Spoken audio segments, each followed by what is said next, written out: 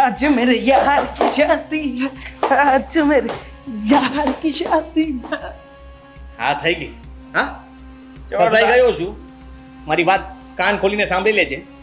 જો તારી ભાભીએ કે મારી મમ્મીએ હા જો સાચું કહી દીધું ને, મને નથી લાગતું કે મીરાથી આ બધું સહન થશે ગુસ્સામાં. હા ભાંડો ફોડી નાખ્યો ને તો સમજી લેજે કે બંને ફસાઈ જશું. પહેલાં નામ હું તારું લખાવીશ.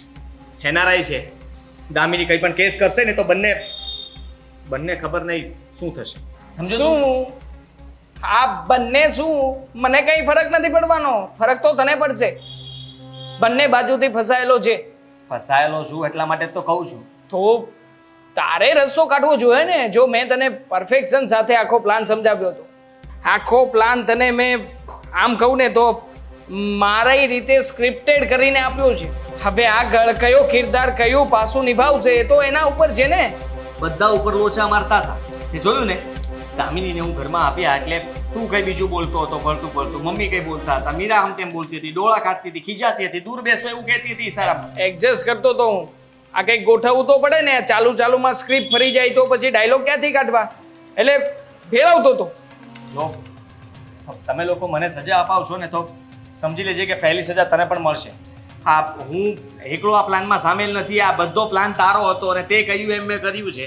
તને લાગે છે કે દામિની જલ્દી મારી વાતમાં આવી જશે ને મને? મેં તને ક્યારે કંઈ કહ્યું જ છે? મેં શું કહ્યું તને? હું ક્યાં તને ઓળખું છું?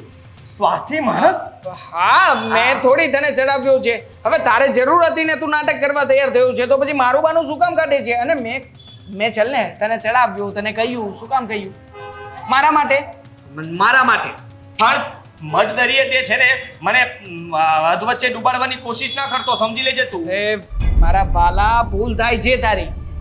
તારા માટે નથી કર્યું મેં. હકીકતમાં બધું મેં મારા માટે કર્યું છે. એટલે એમ કે તારે મને આ જે અમેરિકન આવી છે ને એની પાસેથી પૈસા પડાવીને 30% રૂપિયા આપવાના છે. ઓહ 30%? આવી વાત જ નથી થઈ. શેના 30% તને આપવાના?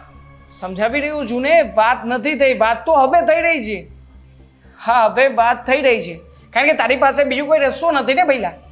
તું વિચાર કર. હા જો ભાંડો ફોડવી નાખું, સાચે સાચી વાત, તારી સાચી હકીકત આને કહી દઈશ તો દેવાંગ ફસાઈ જઈશ ને. ફ્રોડ કર્યો છે તે, અને એ પણ એનઆરઆઈ વ્યક્તિ સાથે. જો પ્લીઝ સમજવાની કોશિશ કર. મેં એને ફસાવી છે, એમાં તું પણ સામેલ હતો અને તે ત્યારે મને આવી કોઈ ચોખવટ નહોતી કરી કે રૂપિયા લૂંટે એમાંથી તારે 30% રૂપિયા મને આપવાના છે.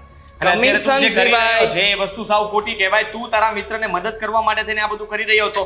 મારે લેણું થઈ ગયું છે, મારે બહાર નીકળવું છે એમાંથી, અને તું અત્યારે આવી રીતે ફરી જાય છે. એલા ટોપા, હા લેણું તો મારે થઈ ગયું છે. તને મેં ક્યારે કહ્યું? માણસની પાસે ઓપ્શન હોવો જોઈએ યાર. હા ઓપ્શન હોય. જેવી રીતે મારી પાસે હતો, હું ફસાવા નહોતો માંગતો એટલા માટે મેં તને લાઈન ઉપર ચડાવ્યો.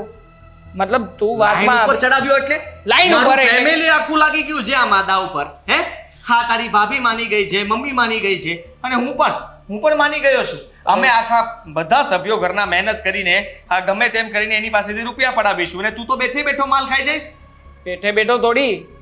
આ ભેગા કરવાનું રિસ્ક તો મેં લીધું છે ને. જો મિકેનિકલ એકાદો બોલ ટાઈટ કરી આપે તો એને રૂપિયા આપવાની ફરજ બને છે. શું કામ? કારણ કે કયો બોલ ટાઈટ કરવો એના હાથમાં હતું ને. એવી રીતે પૈસા ક્યાંથી લાવવા છે, કેટલા લાવવાના છે ને ક્યાંથી કઢાવવાના છે એ બધી વાત કોણે કહી તને? પ્લાનના પૈસા છે બોસ, પ્લાનના. 30% કમિશન જોઈશે મને. દિવ્યાંગે પહેલા જ ભાંડો ફૂટી જશે તો શું કરશું એ વિચાર્યું છે તે? હા ભાંડો નહીં ફૂટે ને. ભાંડો કેવી રીતે ફૂટશે? તારા પ્લાનમાં બધી જગ્યાએ સપોર્ટ આપવા માટે સપોર્ટિંગ કેરેક્ટર તો હાજર છે ને. આવતો રહીશ, જતો રહીશ, એની ટાઈમ એની ફેર. ચિંતા કરવાની જરૂર નથી. ભાગ નહીં આપું તો બધી વાતો કરી દઈશ દામિનીને. બસ ને.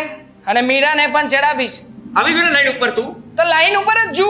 હવે એમાં કઈ લાઈન ઉપર આવવા કે જવાની વાત નથી જોવાની. લાઈન ઉપર જ જુ. ક્લિયર છે બધું. તારે છે ને મને ખાલી 30% હિસ્સો આપવાનો છે. નફટ માણસ. સમય નથી તારી પાસે. હા જેટલો સમય તું મને શબ્દો કહેવામાં બગાડીશ ને, બની શકે કે એટલા સમયમાં ઉપર આખી ખીચડી રંધાઈ જશે. એટલે જેને તું સિચ્યુએશન સંભાળ. જેમ બને એમ જલ્દીથી પૈસા કવર કરવાની કોશિશ કર. પૈસા પડાવી શકે તો પડાવી લે. બાકી મને તો દેખાઈ રહ્યું છે 2 દિવસ. હા 2 દિવસમાં તો ગેમ ઓવર. બરોબર? કઈ ઓવર નહીં થાય. હું તો ગમે પૈસા તેમ લઈ લે. કરીને આ દામિની પાસેથી રૂપિયા કઢાવી લઈશ અને જેવા જલ્દી રૂપિયા મારા હાથમાં આવે ને એટલે 20% તને આપી દઈશ. 30%. 20%. 30%. અત્યારે દામિનીના ઘરે અરે હું જાઉં છું લે ને. 30% તો કીધા મેં. 30 બોલતો હતો ને, પાક્કું છે ને? સમજ્યો? તારે રમવાનું છે. હું બેઠો બેઠો નિશાન શાંતિશ કે ક્યાં મારવું ક્યાં નહીં, કોને મારવું કોને નહીં. પણ ગોળી તો તું જ મારીશ. ઘર ભેગો થા, ઘર ભેગો થા. હા, ચંપુ મજા આવી ને? આ, હવે આપણો દાવ લાગશે.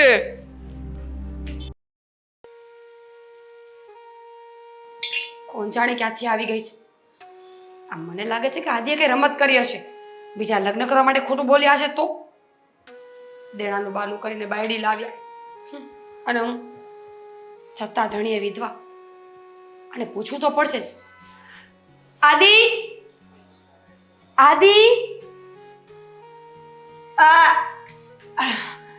હાય.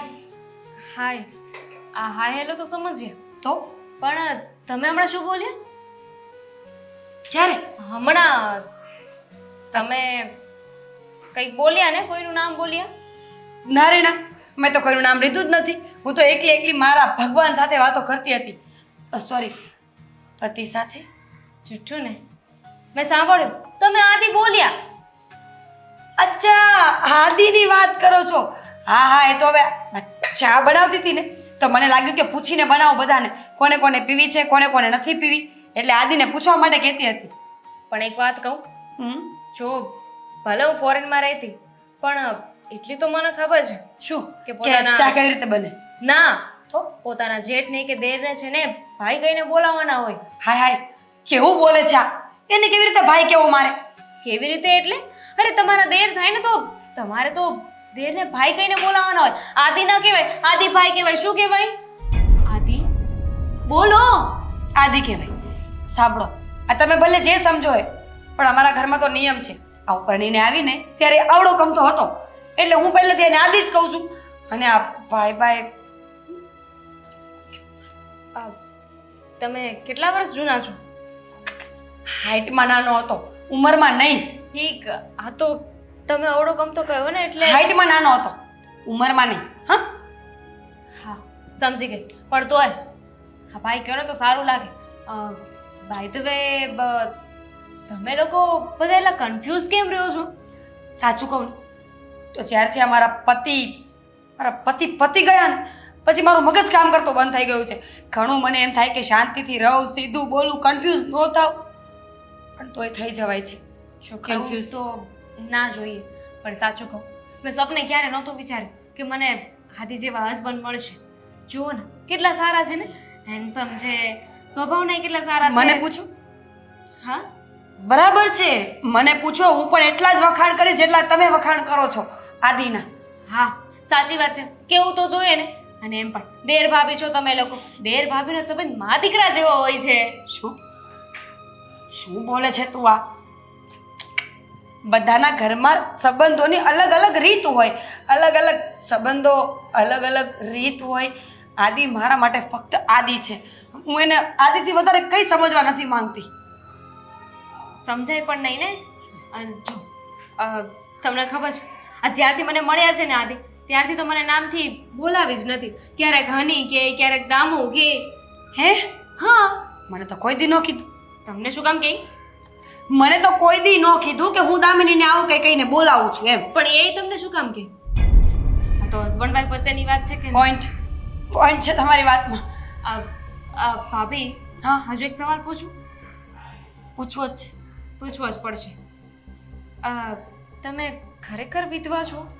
આ તમારું ગેટઅપ, તમારી ડ્રેસિંગ સેન્સ, મંગળસૂત્ર, શું થયું ભાભી? શું થયું?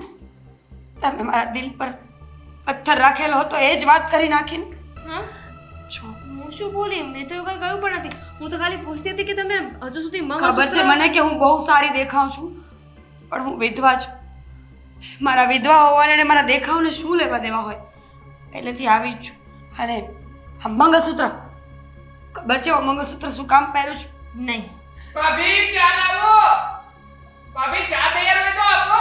તો આણે લોહી પીધું છે આને ઘરબાર છે કે નહીં જ્યારે જો ત્યારે અહીંયા જ પડ્યો હોય છે. તો શું આ દુનિયા મને જીવવા ન દે ને એટલે મારે દુનિયામાં દેખાવ કરવો પડે કે મારા પતિ જીવિત છે. ભાભી ચા. આપું છું હા હું જલ્દી જાઉં? આવજો. નહીં હું જાઉં છું. છે સમજતી નથી. તારો પતિ મારો પતિ, મારો પતિ તારો પતિ, પતિ પતિ